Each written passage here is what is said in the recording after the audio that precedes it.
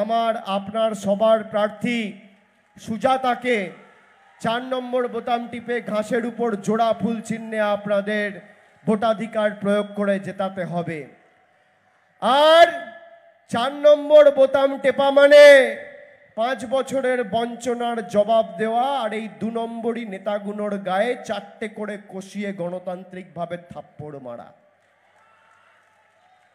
আর তৃণমূলে ভোটটা দেবেন এমন জোরে টিপবেন ভূমিকম্পটা যেন দিল্লিতে হয়।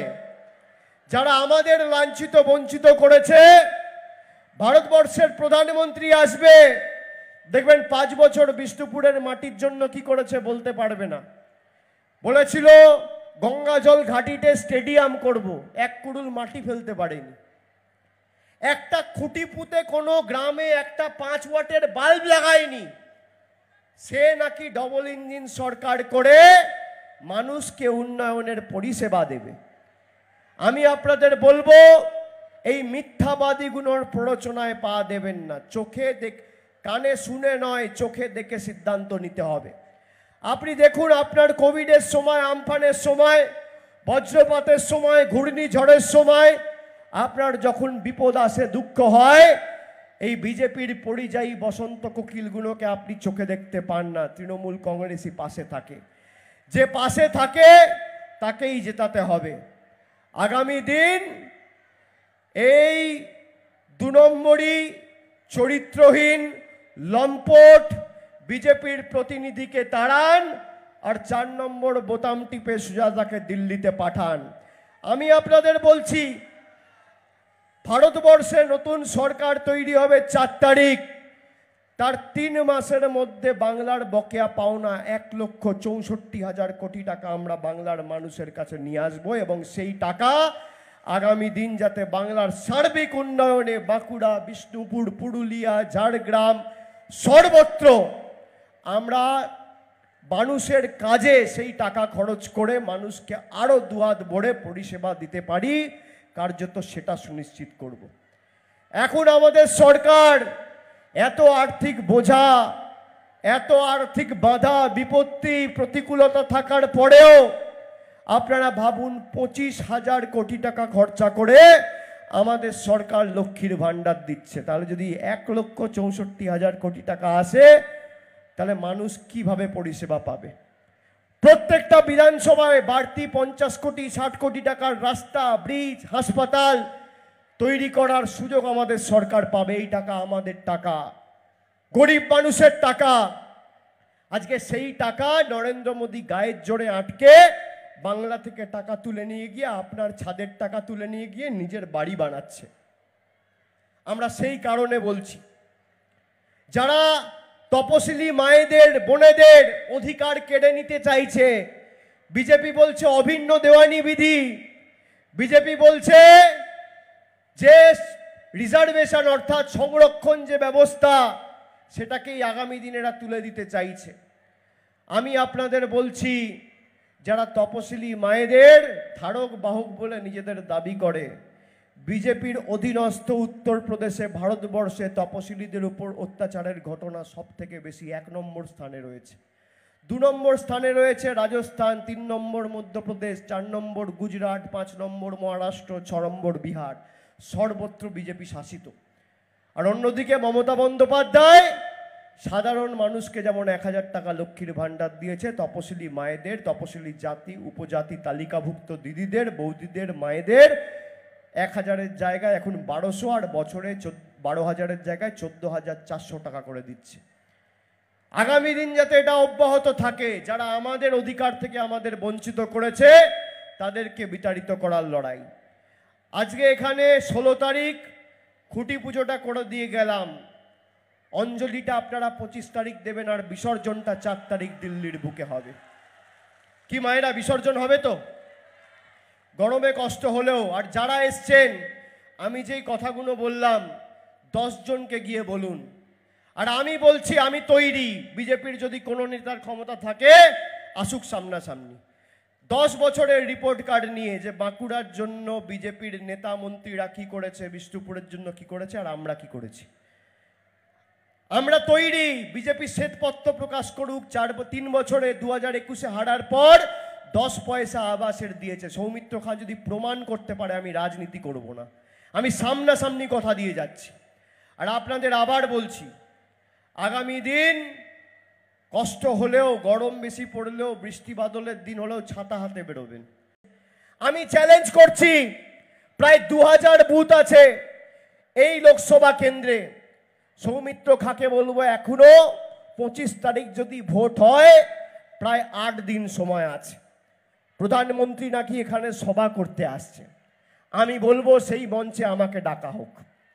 একদিকে তুমি তোমার তথ্য নিয়ে এসো, আর একদিকে আমি আমার তথ্য নিয়ে যাব। তোমার 10 বছরের কেন্দ্র সরকার বাঁকুড়া বিষ্ণুপুরের জন্য কি করেছে, আর আমাদের মামাটি মানুষের সরকার বাঁকুড়া বিষ্ণুপুরের জন্য কি করেছে, প্রত্যাশিত আশানুরূপ ফল না হওয়ার পরেও। আপনি জানেন বিনামূল্যে রেশন প্রতি বছর আমাদের সরকার 3000 কোটি টাকা খরচা করছে। লক্ষ্মীর ভান্ডার দিতে প্রতি বছর বাঁকুড়ায় 600 কোটি টাকা খরচা করছে। বিজেপি যেভাবে বাংলায় হেরেছে বলে বাংলার টাকা নিয়ে চলে যাচ্ছে গুজরাটে, মধ্যপ্রদেশে, একইভাবে যদি আমরা বাঁকুড়ার টাকা নিয়ে চলে যেতাম পূর্ব বর্ধমানে, একইভাবে যদি আমরা বাঁকুড়ার টাকা নিয়ে চলে যেতাম দক্ষিণ 24 পরগনায়, একইভাবে যদি আমরা বাঁকুড়ার টাকা নিয়ে চলে যেতাম হুগলিতে, একইভাবে যদি আমরা বাঁকুড়ার টাকা নিয়ে চলে যেতাম নদিয়ায়, মেদিনীপুরে, কৃষ্ণনগরে, মুর্শিদাবাদে, মালদায়, দিনাজপুরে, উত্তর জলপাইগুড়িতে, উত্তর দিনাজপুরে, আমরা এই রাজনীতি সমর্থন করি না। আমরা মনে করি আমরা যখন নির্বাচিত হয়েছি, বৈচিত্র্যের মধ্যে একতা যেমন আমাদের মূল মন্ত্র, মানব ধর্মই আমাদের পথ চলার প্রেরণা এবং মূল মন্ত্র। সবার উপরে মানুষ সত্য, তাহার উপরে নয়। আমরা যখন নির্বাচিত হব, আমাদের মানব ধর্ম ছাড়া আর কোনো ধর্ম নেই। প্রধানমন্ত্রী 10 দিন আগে সভা করে বলেছেন, যারা মাছ খায় তারা দেশ বিরোধী। আপনারা কারা মাছ মাংস ডিম খান একটু হাত তুলুন তো। কারা মাছ মাংস ডিম খান একটু হাত তুলুন, হাত তুলুন সবাই। যারা মাছ মাংস ডিম খান, আমিষ খান, হাত তুলুন। হাতটা নামাবেন না, হাতটা তুলে রাখুন, কারণ আছে। সবাই হাত তুলুন যারা মাছ মাংস ডিম খায়।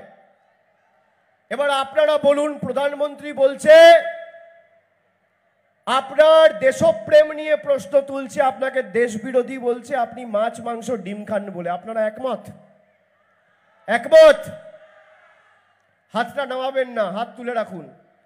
সংবাদ মাধ্যমের বন্ধুদের বলবো, এই ছবিটা তুলে 20 তারিখ যখন প্রধানমন্ত্রী আসবে, ছবিটা তুলে প্রধানমন্ত্রীর কাছে পাঠাবেন যে বিষ্ণুপুরের মানুষ বলেছে আমরা মাছ মাংস খাই এবং এটাই বাংলার কৃষ্টি সংস্কৃতি, আমরা দেশ বিরোধী নই। এই ছবিটা তুলে নরেন্দ্র মোদী, অমিত শাহ আর বিজেপির কাছে পাঠান। আগামীকাল খবরের কাগজে এই ছবিটা ছাপুন, আমার ছবিটা ছাপতে হবে না। আমরা কি খাবো, কি পড়বো, কার সাথে কথা বলবো, কোথায় যাব, নিদান দেবে দেশের প্রধানমন্ত্রী। আপনি বলুন 5 বছরে বিজেপির প্রধানমন্ত্রীকে কবার আসতে দেখেছেন?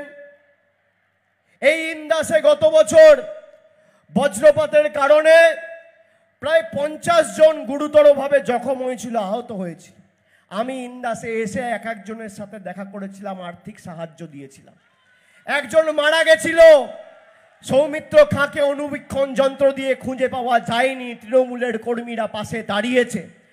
আপনার আনন্দে, আপনার সুখে আপনি তৃণমূলকে পাননি, কিন্তু আপনার দুঃখে, আপনার বিপদে যখন প্রয়োজন হবে তৃণমূল কংগ্রেস ছিল, আছে আর থাকবে। যারা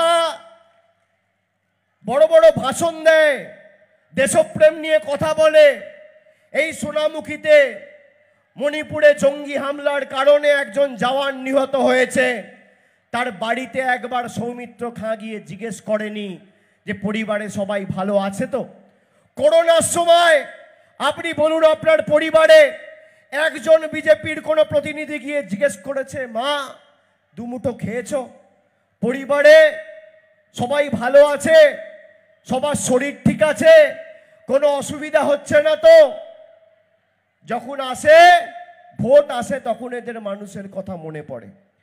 এই সৌমিত্র খাঁকে 2019 সালে হাইকোর্ট বাঁকুড়ায় ঢুকতে দেয়নি, প্রচার করেছিল সুজাতা।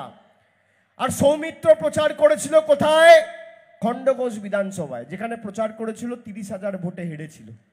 আর এইবার বিষ্ণুপুর লোকসভা জুড়ে সব জায়গায় যাচ্ছে আর মিথ্যে কথা বলে বেড়াচ্ছে। যে নিজের সহধর্মিনীকে অপমান করে, যে নিজের স্ত্রীর হাত ছেড়ে দেয়, সে কোনোদিন বাংলার নারীদের উন্নয়ন করতে পারে? সে কোনোদিন ভারতবর্ষের নারীদের কথা বলতে পারে?